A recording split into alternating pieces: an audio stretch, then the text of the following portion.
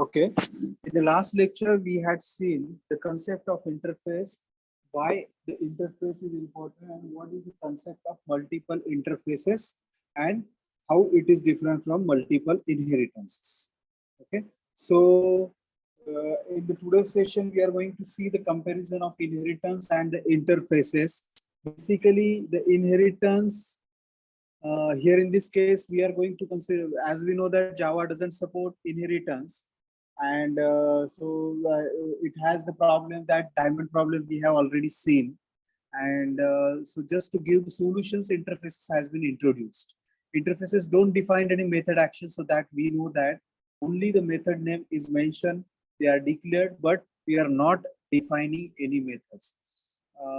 You need to fill it in all the details. It essentially just gives the basic collections of method names. Okay, it is not a strict hierarchy. It can implement several we can implement the several interfaces, and number of interfaces could be implemented within a single particular class. But whenever we are using the implement keywords, then at that time all the methods which are defined within the interface, that should get implemented only. Okay, so therefore this is important. Now we will see, so this we have already, these kinds of the things we have already seen, that this is the interface 1 and this is the interface 2.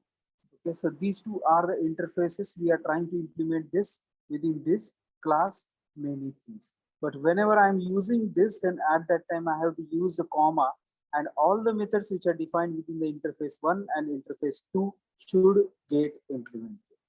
Okay. Any class can implement comparable to provide a mechanism for comparing object of that.